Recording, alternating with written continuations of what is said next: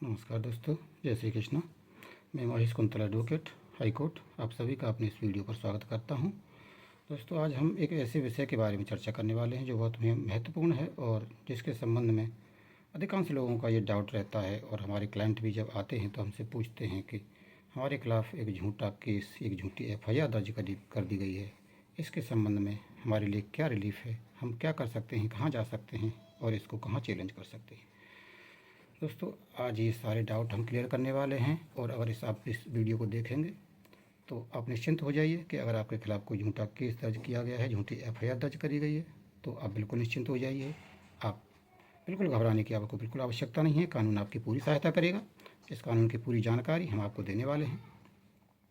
तो दोस्तों, हमको सबसे पहले ये देखना रहता है कि अगर हमारे खिलाफ़ कोई झूठी FIR दर्ज करी गई है किसी व्यक्ति के द्वारा, चाहे वो रंजिशन कराई गई हो या किसी अन्य द्वेषपूर्ण भावना के साथ कराई गई हो, या उसमें पुलिस की भी कभी कभी मिली भगत होती है, तो ऐसी परिस्थिति में हमको ऐसे FIR को दो तरह की कैटेगरी में डिवाइड किया जाना चाहिए। पहली कैटेगरी के संबंध में ऐसे ऑफेंस, ऐसी धाराएं आती हैं जिनमें 7 साल तक की सज़ा का प्रावधान है। दूसरी कैटेगरी में वो धाराएं आती हैं, वो अपराध आते हैं जिनमें 7 साल से ऊपर की सज़ा का प्रावधान है।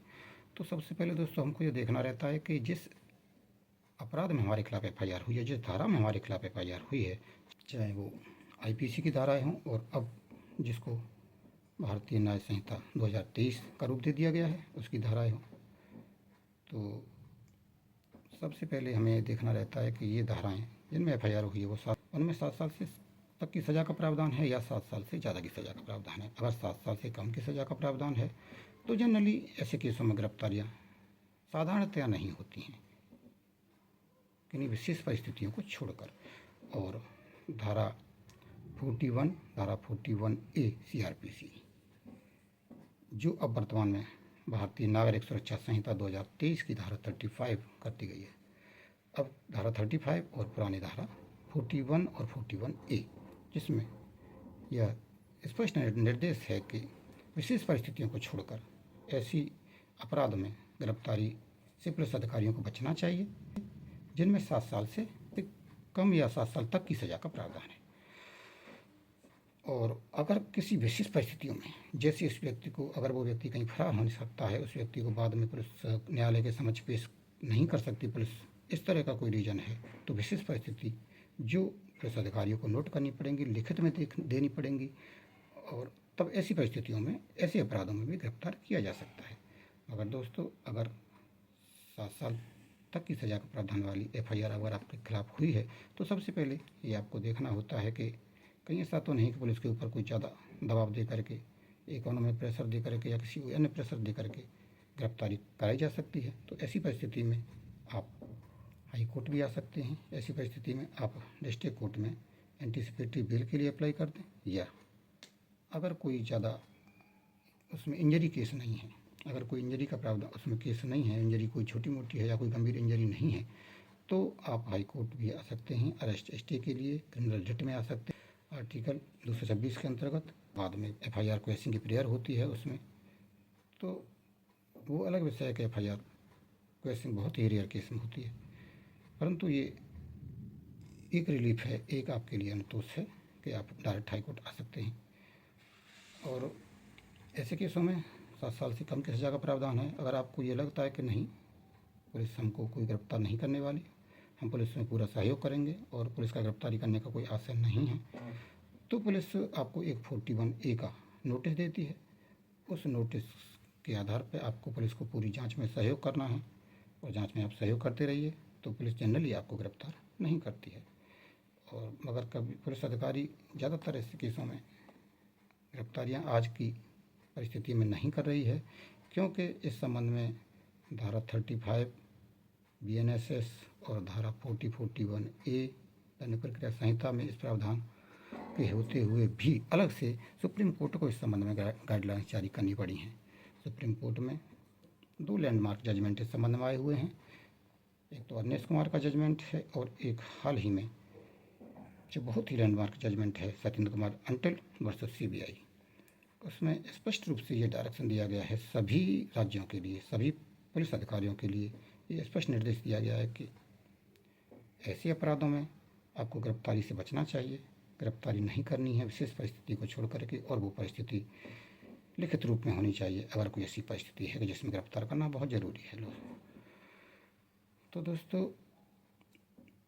पहली चीज़ ये है कि आपको ये देखना है कि अपराध 7 साल से कम का है या अपराध ऐसा है कि जिसमें 7 साल से ज़्यादा की सज़ा है।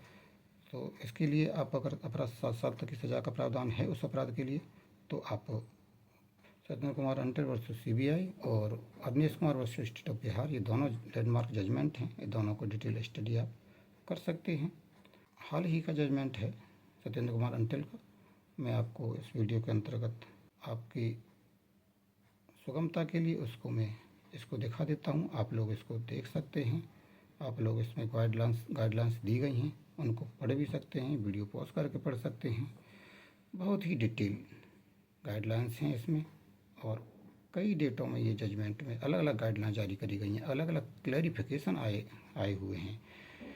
और इसमें न केवल गिरफ्तारी के संबंध में डायरेक्शन दिया गया है, बल्कि कोर्ट्स के लिए भी ये डायरेक्शन है, पुलिस अधिकारियों के लिए भी ये डायरेक्शन है, और जो कोर्ट के सामने बेल एप्लीकेशन जो दाखिल करी जाती है उसके संबंध में भी डायरेक्शन दिए गए हैं कि बेल एप्लीकेशनों का निस्तारण जो निचली अदालतें हैं उनको जल्दी से जल्दी शीघ्र करना चाहिए। इसमें 63 पेज की एक डिटेल गाइडलाइंस भी जारी की गई है, जिसको मैं आपके समक्ष दिखा रहा हूँ। और कोर्ट्स के लिए ये डायरेक्शन इसमें स्पष्ट दिया गया है कि 7 साल से कम की सज़ा का प्रावधान है। तो इसमें अगर आपको ये लगता है कि पहली डेट पे हम जमानत बेल एप्लीकेशन का निस्तारण नहीं कर पा रहे हैं, तो अग्रिम डेट तक आपको उसको इंटरिम बेल पे छोड़ना चाहिए। ये स्पष्ट गाइडलाइंस हैं, फिर भी कभी कहीं कहीं कुछ स्टेट्स में इसका अनुपालन नहीं हो पा रहा है, तो बाद में और कई बार गाइडलाइंस जारी करनी पड़ी हैं सुप्रीम कोर्ट को। इसी जजमेंट में सत्येंद्र कुमार अंटल वर्सेस सीबीआई का जजमेंट है दोस्तों। इसमें काफ़ी गाइडलाइंस बाद में भी आई हुई हैं, कई डेट्स पे अलग अलग गाइडलाइंस इसमें जारी की गई हैं, तो इसको आप देख लें इसमें। इसके अलावा दोस्तों, अगर आपको ये लग रहा है कि इंजरी केस है, दूसरी परिस्थिति वहाँ आती है कि आपको ये लग रहा है कि इंजरी केस है और भले ही सज़ा का प्रावधान 7 साल से कम है, मगर इंजरी ग्रीवियस नेचर की है और हमको पुलिस गिरफ्तार कर सकती है, पूरी संभावना है कि पुलिस हमें गिरफ्तार करेगी, क्योंकि हो सकता है पुलिस के ऊपर कोई दबाव हो, किसी भी तरह का हो सकता है। उस चीज़ को हम इस पर वीडियो में कहना सही नहीं है। तो अगर आपको ये लग रहा है कि दूसरी पार्टी ज़्यादा प्रेशर है या पुलिस का ज़्यादा प्रेशर है, हमको गिरफ्तारी हो सकती है, और इंजरी केस है, इंजरी अच्छी खासी है, इसमें ग्रेवियस नेचर भी इंजरी है, तो भले ही वो ऑफेंस 7 साल से कम का हो, तो आपको पहले डिस्ट्रिक्ट कोर्ट में ही अप्रोच करना चाहिए। तो डिस्ट्रिक्ट कोर्ट में डिस्ट्रिक्ट जज के यहाँ आपको एंटीसिपेटरी बेल दाखिल करें। अगर आपको ये लगता है कि पुलिस गिरफ्तार कर सकती है और हमारा बचाव बहुत ज़रूरी है जिससे हम निश्चिंत हो जाएं, तो दूसरा रास्ता आपके पास ये है, एंटीसिपेटरी आप बेल डालें डिस्ट्रिक्ट जज के यहाँ। वो डायरेक्ट डिस्ट्रिक्ट जज के यहाँ पड़ती है, मजिस्ट्रेट के यहाँ नहीं पड़ती है। और एंटीसिपेटरी बेल अगर आपकी डिस्ट्रिक्ट कोर्ट से खारिज होती है तो उसको फिर आप हाई कोर्ट में चैलेंज कर सकते हैं, तब आप हाई कोर्ट आ सकते हैं अपनी एंटीसिपेटरी बेल कराने के लिए। और अधिकांश केस में संभावना रहती है कि एंटीसिपेटरी बेल यहाँ से ग्रांट हो जाती है। हालांकि दोस्तों, आप ये जानते हैं कि मैं अपने अनुभव से जो संभावित चीज़ें हैं वो आपको बता रहा हूँ। इस चीज़ की कोई गारंटी नहीं होती है कि हर हाल में हर केस में हर कोर्ट से एंटीसिपेटरी बेल हो ही जाएगी, मगर फिर भी अगर ऑफेंस 7 साल से कम है तो कहीं ना कहीं से आपको राहत ज़रूर मिलेगी और आपको ज़्यादा परेशानी वाली घबराने की कोई ऐसी बात नहीं है। इसके अलावा दोस्तों, हम देख रहे हैं कि वीडियो काफ़ी लंबा हुआ जा रहा है। दूसरी कैटेगरी के अपराध वो हैं जिनमें सज़ा का प्रोविज़न 7 साल से अधिक का है। तो नेक्स्ट वीडियो में हम बात करेंगे ऐसे ऑफेंसेस के बारे में जिसमें 7 साल से ज़्यादा की सज़ा का प्रावधान है। और दोस्तों, आज हमने जो चर्चा करी है इस विषय के बारे में आपका जो भी संदेह हो, जो भी डाउट हो, आप कमेंट्स में हमसे पूछ सकते हैं।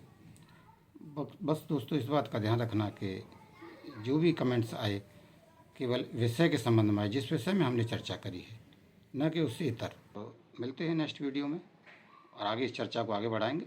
आपका बहुत बहुत धन्यवाद। नमस्कार। जय हिंद, जय श्री कृष्ण।